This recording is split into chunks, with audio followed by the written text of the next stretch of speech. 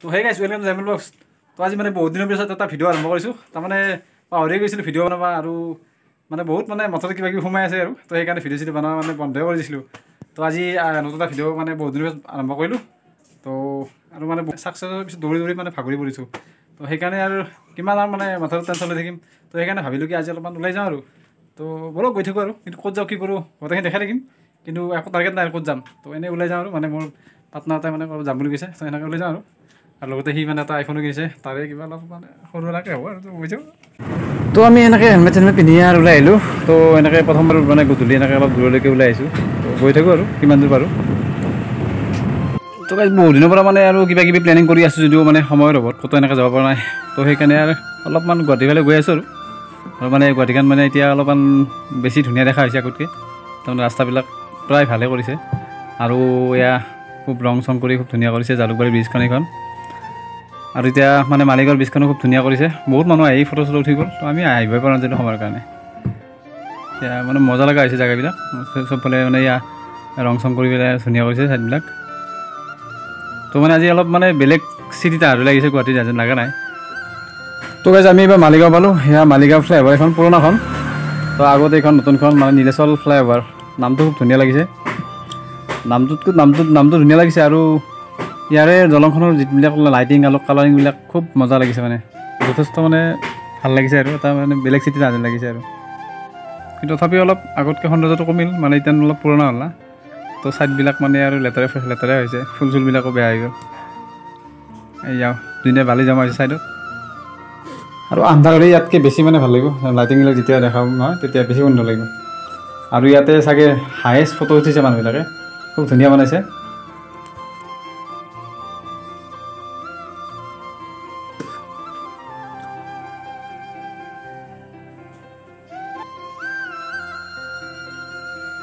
আৰু ওপৰৰ পৰা মানে এটা বেলেগ চহৰ যেন লাগিছে মানে এই পাহাৰখনো ধুনীয়াকৈ দেখা পায়। মানে আগতে তললৈ আহিলে সিমান মানে পাহাৰখন ভালদৰে দেখা পোৱা নাছিলে। এতিয়া সৌন্দৰ্যটো অলপ বেলেগ লগাইছে। তো কৈছে আমি এতিয়া আহি খাওঁ বুলি পালোঁ মানে দীঘলী পুখুৰীৰ পাৰ য'ত মানে গধূলি ইয়াতে যথেষ্ট মানুহ ভিৰ হয়।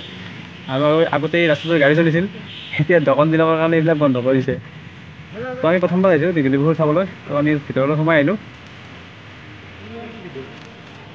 I love Guwahati. তো গধূলি গুৱাহাটীটো মানে লাইটেৰে জিলিকি থাকে।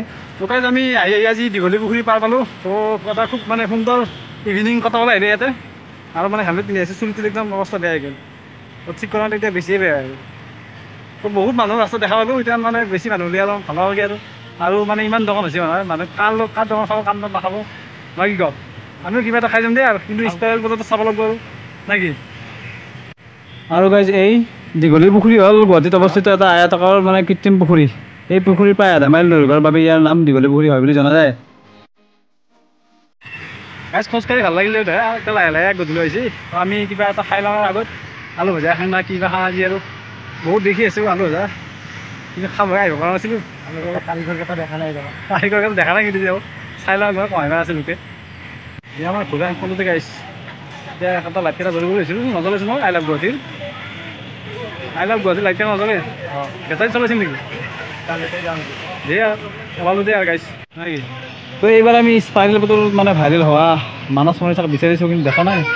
আমি ভাবিছোঁ কি সিহঁতৰ দোকানতে আলু ভজা খাই যাওঁ কিন্তু কোনোবা লুকাই আছে। দুটাই আহোঁ নেকি দুটাই আহোঁ নেকি মই কণাটো দেখি ঠেলি যাওঁ আৰু আমাৰ কাৰণে জেগা নাই হা আৰু ইমান দোকান হৈছে নহয় মানে অলপো খালী জেগা আৰু নাই। ভাবিছিলোঁ আমিও এখন ইয়াতে দোকান এখন দিয়ে দিম নেকি কিন্তু জেগা নাই একদম। তো ফাইনেলি আমিও আহি স্পেচিয়েল বটলৰ দোকান এখন পাই গ'লোঁ। তো আমি ইয়াতে খাম বুলি সিদ্ধান্ত কৰিলোঁ আৰু লগতে মানে ভাইৰেল হোৱা কাপোৰ যোৰা মানে আমি ইয়াতে দেখা নাই মানে সিহঁতে অহা নাই আজি। তো সিহঁত এতিয়া মানে চেলিব্ৰিটিৰ দৰে হৈছে আৰু সিহঁতে দোকান নিদিলেও চলি যাব আৰু। তো আমি এটা বাইদেউৰ দোকানতে খাই লওঁ আৰু টেষ্টটো কৰোঁ কেনেকুৱা লাগে। আমি টেষ্টটো কৰি চাওঁ আৰু কি আছে বাইদেউ বা কেনেকুৱা বনায়।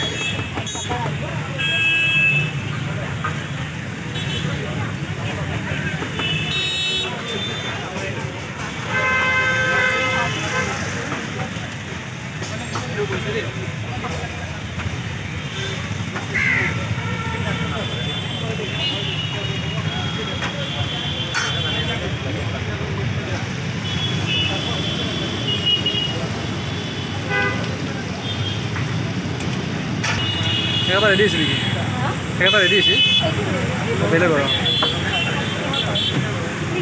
অঁ 5 মিনিটমান হৈ যায় ন অঁ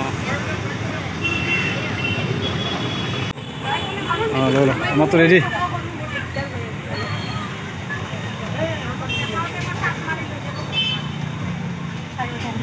থেংক ইউ আমি তো খাব লাগে নাকি খাই না নাকি প্ৰথম যাত্ৰা আমাৰ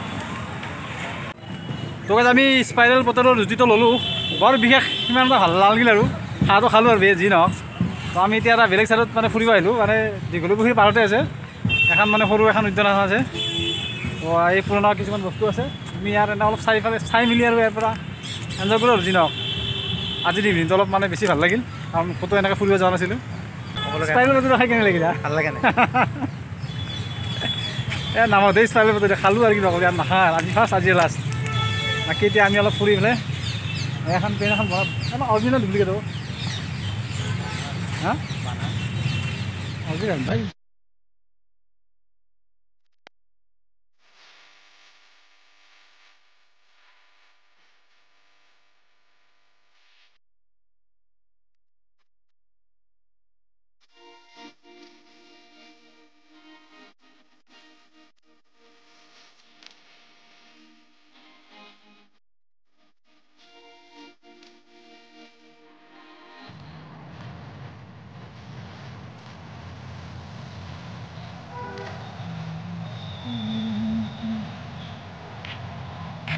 ওকে আমি এটা ধুনীয়া ইভিনিং কটালোঁ আজি তো এই দীঘলীপুখুৰী পাৰত আহি তো বহুত ভাল লাগিল আৰু মানে এনেকুৱাকৈ বহুত দিনৰ পিছত আমি ওলাই আহিলোঁ এটা মাইণ্ডটো অলপ ফ্ৰেছ হ'ল মানে বহুত প্ৰেছাৰ চলি আছে তো তাৰ মাজতে আমি অলপ মাইণ্ডটো ফ্ৰেছ কৰাৰ কাৰণে আহিলোঁ তো বিশেষ মানে বহুতেই ভাল লাগিল আৰু এতিয়া আমি ইয়াৰ পৰা গৈ থাকোঁ